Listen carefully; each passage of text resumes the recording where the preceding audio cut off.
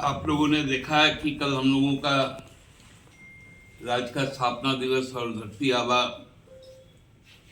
भगवान बिरसा मुंडा जी का जयंती का पावन दिन। उसके एक दिन पूर्व 14 तारीख को माननीय प्रधानमंत्री जी राज्य के दौरे पे आए थे। राज्य में राजधानी में उतरे, जगह जगह लोगों का अभिवादन भी स्वीकार किया। राज्य की जनता ने भी अपने गौरवमयी देश के प्रधानमंत्री का स्वागत किया, क्योंकि झारखंड की परंपरा रहा है कि झारखंड हमेशा यहाँ आने वाले लोगों के साथ एक आत्मीय संबंध बनाता है और स्वागत में किसी भी तरह की कोई त्रुटि ना रह जाए, इस पर बहुत सतर्क रहते हैं।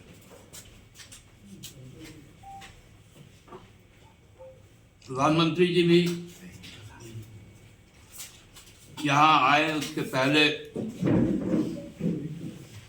जो चीजें प्रकाश में आई कि शायद इस राज्य का कोई विशेष रूप से वो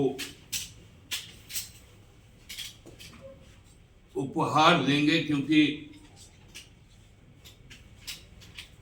अपेक्षाएं उनसे बहुत थी। लेकिन कहीं ना कहीं जब उनके वापसी के बाद राज्य में एक निराशा का भी माहौल बना। पिछले साल इसी 15 नवंबर को भारत सरकार के द्वारा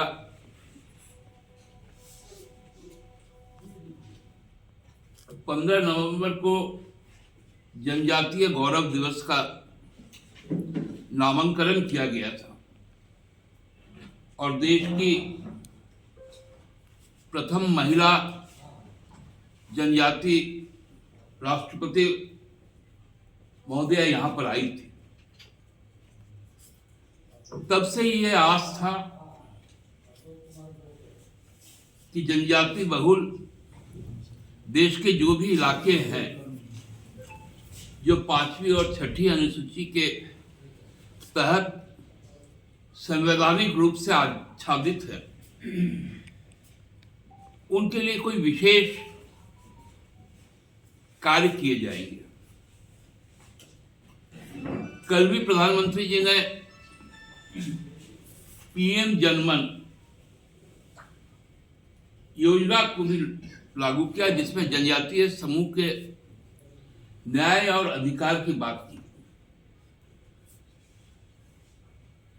लेकिन वहीं पर सबसे कौतूहल ये हुआ कि जो आदि धर्म और संस्कृति है, ना तो उसके बारे में उनको कोई जानकारी थी,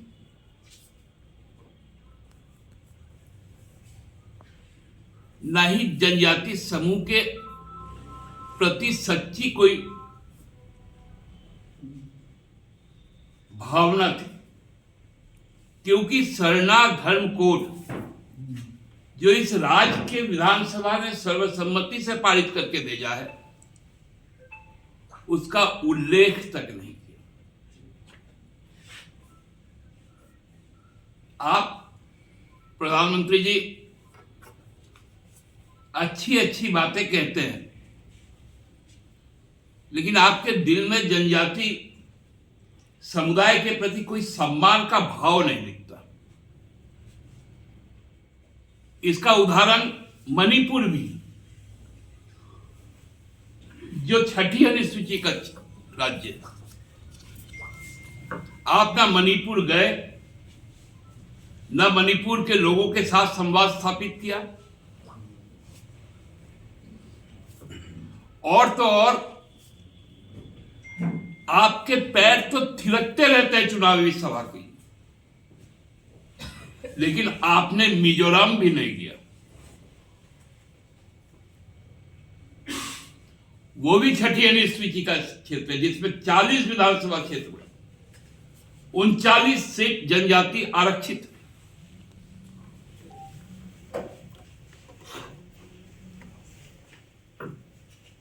तो क्या छत्तीसगढ़ और मध्य प्रदेश के चुनाव को, जहां मध्य प्रदेश में एक बहुत बड़ी मतदाता मंडली जनजाति समूह का है, छत्तीसगढ़ में क्या उनको संबोधित करने के लिए राज्य के खूंटी को चुना गया? धरती आबा का गांव चुना गया? यह सवाल उठता है। प्रधानमंत्री जी अपने आप को झारखंड से जोड़ रहे थे कि प्रभात तारा में हमने योग दिवस, अंतर्राष्ट्रीय योग दिवस की शुरुआत की। खूंटी जिला में हमने 100% सोलर लाइट से सज्जित न्यायालय का उद्घाटन किया। प्रधानमंत्री जी, आप जो प्रभात तारा मैदान की बात करते थे, वो एचईसी का इलाका है, आवासीय इलाका है। हम पहले भी बोल रहे थे कि प्रधानमंत्री जी एचईसी को बचा लीजिए। प्रधानमंत्री जी ने जानबूझकर एचईसी के बारे में कोई बात नहीं। वो जानते हैं कि इस प्रदेश में रुग्णता आए, यह राज्य गरीब बना रहे, यह उद्देश्य था। कल राज्य की स्थापना दिवस थी। राज्य सरकार ने अपने राज्यवासियों के लिए जो कल योजनाएं लाई, वो सभी लाइफ चेंजर है, गेम चेंजर, मील का पत्थर है। चाहे ग्राम गाड़ी योजना हो, स्टार्टअप हो, एमएसएमई के लिए योजना हो, आईटी सेक्टर के बीपीओ, इन सभी चीजों को लाने का काम किया। खिलाड़ियों को कल, जिन्होंने पूरे देश में अपने राज्य का नाम बढ़ाया, उनको नियुक्ति भी दी गई और उनको सम्मानित भी किया गया।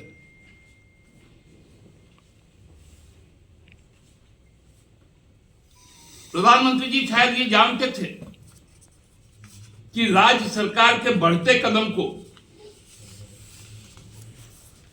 यदि रोकना है तो हमको आना पड़ेगा, ताकि राष्ट्रीय स्तर से लेकर राज्य स्तर पर हम प्रचार का हेडलाइन में रहे, हाथ हिलाते हुए रोड शो करें।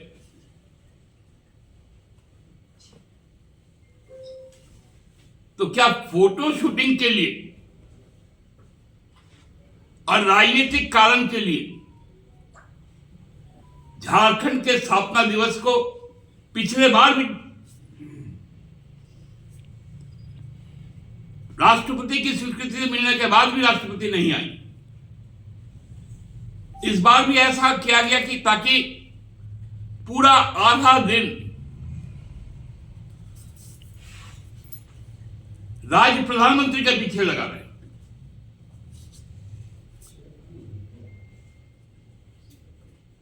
पहले तो सुनते थे कि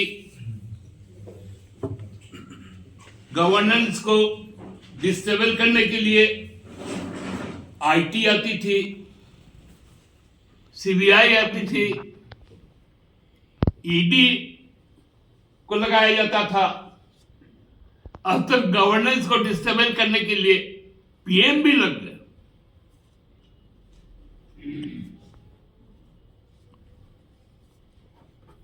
कि मेरा भी चेहरा रहना चाहिए। क्योंकि मध्य प्रदेश में तो जनजाति इलाके में जाकर आप चुनाव प्रचार कर नहीं सकते, मिजोरम जा नहीं सकते, तो बगल के राज्य को चुन लो। क्योंकि मध्य प्रदेश में भी गोंड है, हमारे यहां पर भी गोंड है। मध्य प्रदेश में भी भूमिज है, हमारे यहां पर भी भूमिज है। मध्य प्रदेश में भी खैरवार है, हमारे यहां पर भी खैरवार है। छत्तीसगढ़ का भी यही स्थिति है।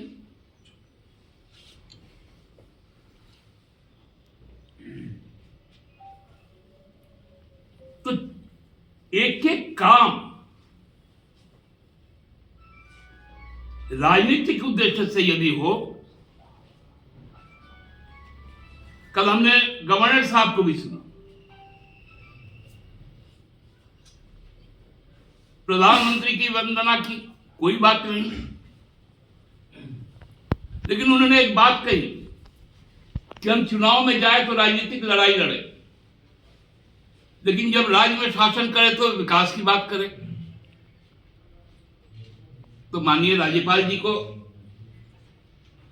ये बातें तो जरूर बतानी चाहिए थी, क्योंकि रात भर उन्होंने मेजबानी की थी प्रधानमंत्री जी का कि एचईसी के संबंध में बता दीजिए, सरना धर्म कोड के बारे में निर्णय ले लीजिए, मिजोरम, मणिपुर, अरुणाचल, नागालैंड,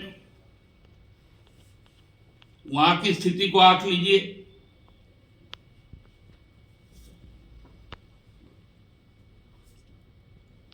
केवल और केवल राजनीतिक प्रचार तंत्र ही अब सरकारी खर्च पर भाजपा का उद्देश्य रह गया।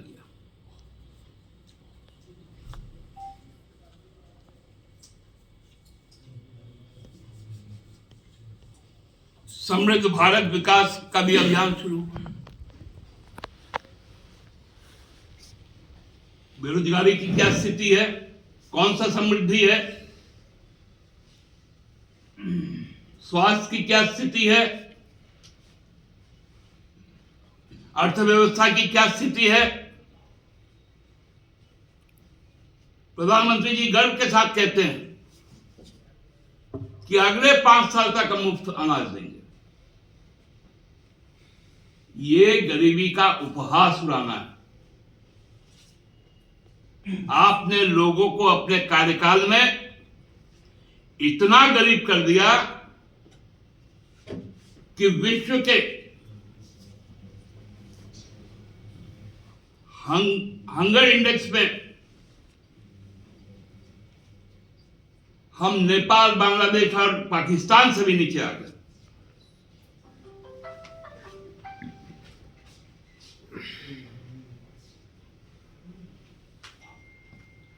आपको यदि एचईसी को बेचना ही है अदानी को, तो उसका भी ऐलान करके जाते।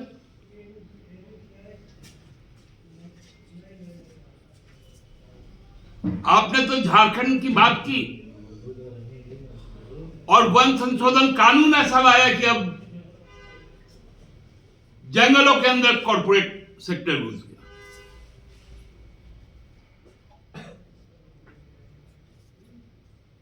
जंगल को मिटाकर अब जनजाति को बचा लीजिएगा।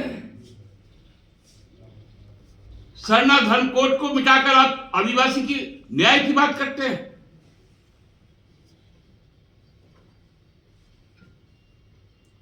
भारत सरकार के जनजाति कल्याण मंत्रालय के मंत्री इस राज्य के मुख्यमंत्री रहे हैं।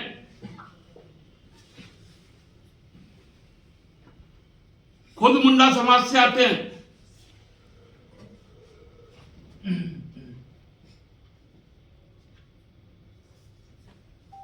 करवा भी मनाते हैं, सरोल भी मनाते हैं, सोहराई भी मनाते हैं,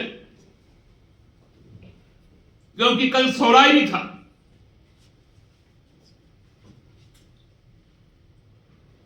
और सरना की बात नहीं करते।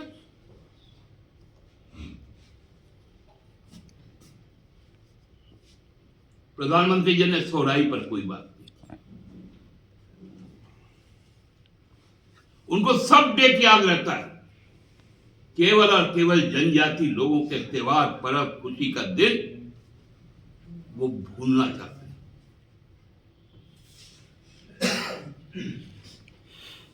लेकिन झारखंड मुक्ति मोर्चा जानती है किस प्रकार से यदि हमने अपने राज्य को अलग किया है शहादत के बाद, तो अपने परिचय, अपना आदि धर्म को भी संवैधानिक दर्जा लेंगे। उसके लिए जो भी संघर्ष करना पड़े, उस संघर्ष के लिए हम तैयार हैं। धन्यवाद।